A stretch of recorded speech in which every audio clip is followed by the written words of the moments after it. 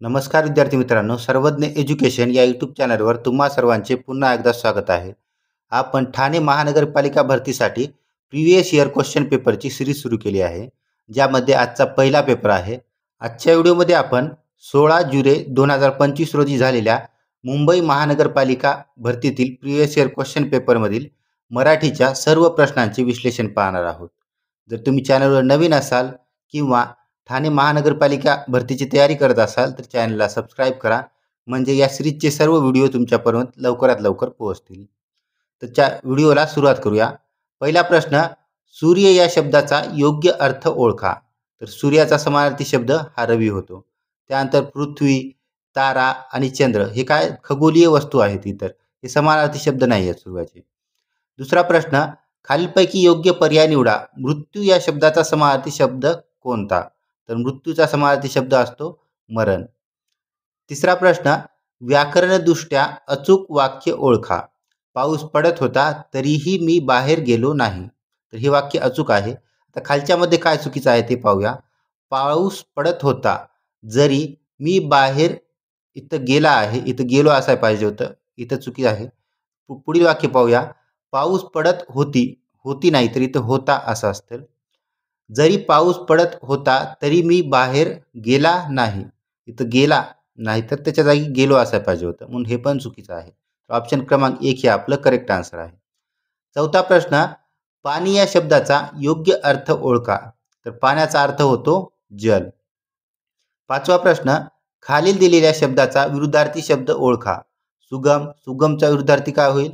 दुर्गम. हे समानार्थी शब्द आहेत. सुगमचा समानार्थी सुलभ, सरळ किंवा सहज. त्यापैकी दुर्गम हा विरुद्धार्थी आहे. ऑप्शन क्रमांक 4 हे आपलं करेक्ट आन्सर आहे. सहावा प्रश्न, पुढील शब्दातील समास ओळखा. दश दिशा. तर हा द्विगु समास आहे. कशामुळं? इथं दश म्हणजे हा संख्यावाचक शब्द आला आहे, त्यामुळे हा द्विगु समास आहे. आता वैकल्पिक द्वंद्व यामध्ये काय विकल्प असतो, याचं उदाहरण जर पाहिलं तर आपण खरे किंवा खोटे, यामध्ये विकल्प आहे, एक खरं किंवा खोटं.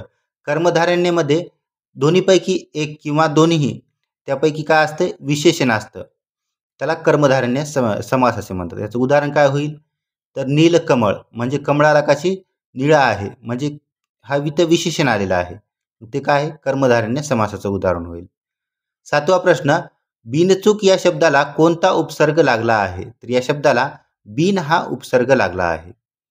त्यानंतर सेक्शन 2 मधील पहिला प्रश्न, तू आता जा हे कोणत्या प्रकारचे वाक्य आहे? तर हे आज्ञार्थी वाक्य आहे. इथं आज्ञा केली जाते तू जा म्हणण्याची, ते आज्ञार्थी वाक्य. तर क्वेश्चन मार्क असेल शेवटी तर ते प्रश्नार्थी वाक्य झालं असतं. तर उद्गारवाचक चिन्ह असेल तर उद्गारार्थी वाक्य. खालील सामासिक शब्दाचा विग्रह काय होईल? तर चोर भय म्हणजेच चोरापासून भय हा त्याचा विग्रह होतो. तिसरा प्रश्न, क्रियापदाला अनुसरून योग्य वचन असलेले नाम निवडा. यंदा खूप आंबा पिकला हे योग्य आहे. तर फुल पिकला असं म्हणताय, फुले पिकली असं होतं, कारण ते स्त्रीलिंगी होईल. केळे पिकली, आंबे पिकले असं होतं. इथे योग्य काय बसतंय? तर आंबा पिकला. ऑप्शन क्रमांक 1 आपलं करेक्ट आहे. चौथा प्रश्न, अनुरक्ती या शब्दाचा विरुद्धार्थी शब्द ओळखा. तर अनुरक्तीचा विरुद्धार्थी होईल संताप. त्यानंतर जिव्हाळा हा अनुरक्तीचा समानार्थी होईल. जिव्हाळा, स्नेह. पाचवा प्रश्न, खालीलपैकी योग्य पर्याय निवडा. खरेदी या शब्दाचा विरुद्धार्थी शब्द कोणता? खरेदीचा विरुद्धार्थी विक्री होईल. ऑप्शन क्रमांक 2 हे योग्य असेल. खालीलपैकी योग्य पर्याय निवडा. कलागत या शब्दाचा समानार्थी शब्द सांगा. कलागत म्हणजेच वैर असणे. ऑप्शन क्रमांक 1 हे करेक्ट आहे. अंबर म्हणजे आकाश. न्यूनता म्हणजे कमीपणा किंवा कमी असणे एखादी गोष्ट. आता सेक्शन 3 यामध्ये पहिला प्रश्न, बत्तीशी रंगवणे या म्हणीचा नेमका अर्थ काय आहे? तर या म्हणीचा अर्थ आहे जोराने थोबाडात मारणे. दुसरा प्रश्न, पुस्तक या शब्दाचा योग्य अर्थ ओळखा. तर पुस्तकचा समानार्थी शब्द ग्रंथ आहे. टेबल, पेन, वही या इतर वस्तू आहेत, हे येणार नाही समानार्थीमध्ये. तिसरा प्रश्न, विरुद्धार्थी शब्दाची योग्य जोडी ओळखा. तर जीत, विजय हे समानार्थी शब्द आहेत दोन्ही पण. जीत, जिंकणे हे पण समानार्थी आहेत. जीत आणि हार हे विरुद्धार्थी आहेत. ऑप्शन क्रमांक 3 आपलं करेक्ट आहे. त्यानंतर कंप्रिहेन्शनवर आपल्याला प्रश्न विचारण्यात आला आहे. उतारा नीट वाचा, त्यानंतर त्याच्यावर आधारित प्रश्नांची उत्तरे द्या. कुत्रा हा पाळीव प्राणी आहे तो इमानदार असल्यामुळे त्याचा वापर घराची राखण करण्यासाठी करतात. रंग, उंची, ठेवण आणि त्यांचे उपयोग यावरून जगात कुत्र्याच्या अनेक जाती पाहावयास मिळतात. कुत्रा चावल्यानंतर रेबीज हा रोग होऊ शकतो. आता पहिला प्रश्न बघा, कुत्र्याचा उपयोग कशासाठी केला जातो? इथं पाहिला आपण कुत्र्याचा उपयोग हा घराची राखण करण्यासाठी करतात. ऑप्शन क्रमांक 1 हे करेक्ट आहे.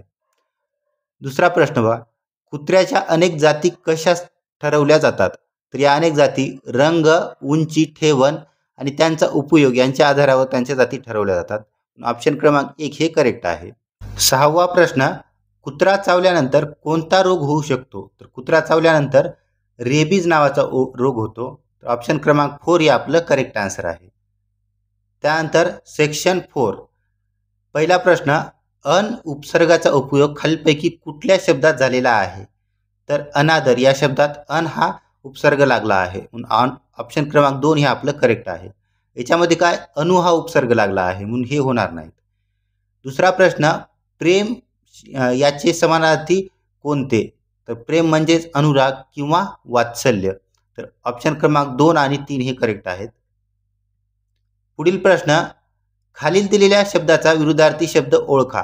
प्रकाशचा विरुद्धार्थी काय होईल? तर काळोख. ऑप्शन क्रमांक 1 करेक्ट आहे. त्यानंतर उजळ, उजेड हे काय प्रकाशचे समानार्थी आहेत. चौथा प्रश्न, खालील दिलेल्या शब्दाचा विरुद्धार्थी शब्द ओळखा. तर जुने त्या विरुद्धार्थी नवे होईल. ऑप्शन क्रमांक 4. जुने म्हणजे प्राचीन, जुनाट किंवा पुरातन हे तिन्ही काय जुने शब्दाचे समानार्थी आहेत आणि नवे हा विरुद्धार्थी आहे. काखेत कळसा गावाला वळसा या म्हणीचा नेमका अर्थ काय? या म्हणीचा अर्थ होतो आपल्याजवळ असणाऱ्या वस्तूंचा सर्वत्र शोध घेणे. 6वा प्रश्न, अनन्य या शब्दाचा अर्थ ओळखा. अनन्य म्हणजेच एकमेव. या सेशनच्या PDF साठी सर्वज्ञ एज्युकेशन या टेलिग्राम चॅनलला जॉईन करा. तुम्ही जर चॅनलवर नवीन असाल तर चॅनलला सबस्क्राईब करा आणि व्हिडिओला लाईक करा.